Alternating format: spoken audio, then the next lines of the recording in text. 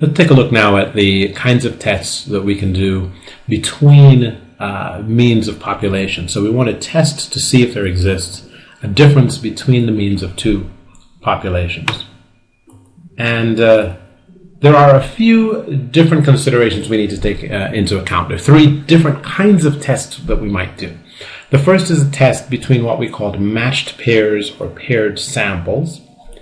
And then the second and third are actually tests on independent or unmatched samples, but there are two different types of tests that we'll do depending on whether or not the variances of the two populations that we're considering can be considered to be the same, or if we have to treat them as different.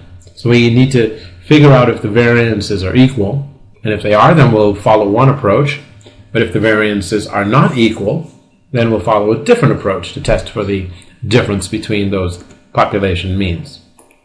Let's talk first about the matched pairs.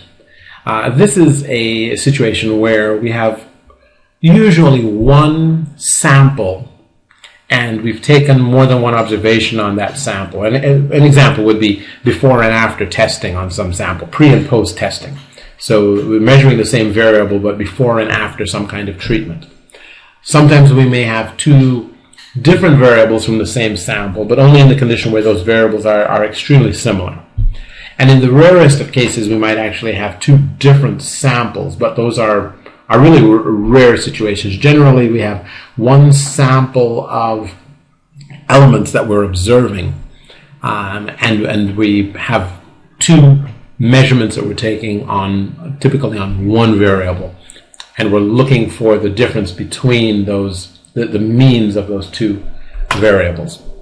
And we can calculate this difference as a new variable, and then proceed as though we're working with a single population of differences. And then we treat this just as we did before, as a test on a single mean, just as a manner that we did earlier, using that new variable that we calculated as the difference between the pre and post test, for example.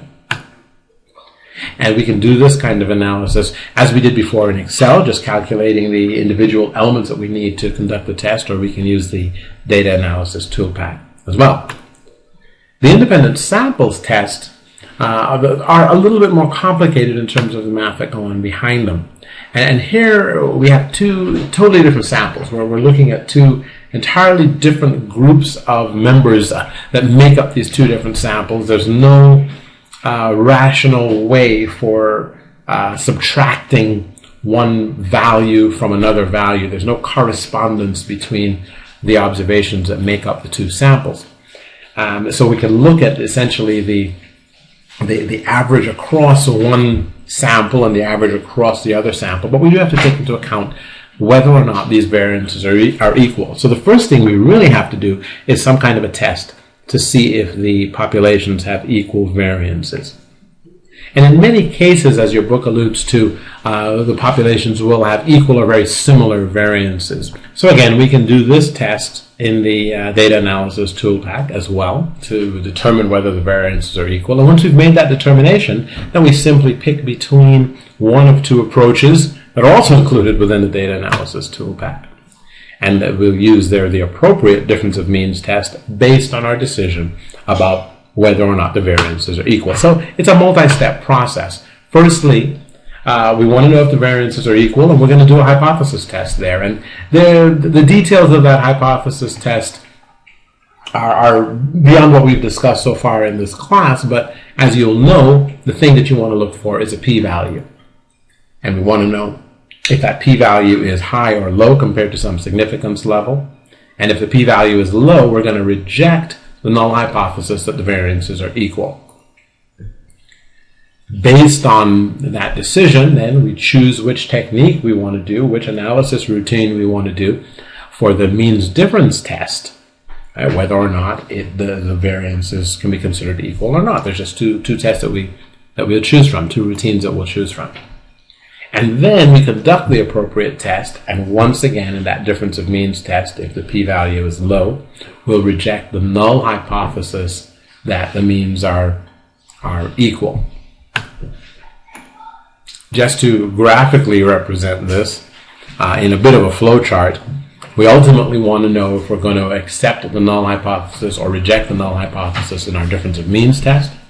The first step is to do this equality of variances test. And if the p-value is low in that equality of variances test, we're going to assume unequal variance. If the p-value is high, we'll assume that the variances are equal, and we'll proceed along the appropriate course. So the two green boxes represent the different tests on the equality of, different tests on the difference of means. And it's just a matter of choosing at step 3 which is the right one to do based on our results from step 1. So let's turn and take a look at a few examples of tests on the differences between population means.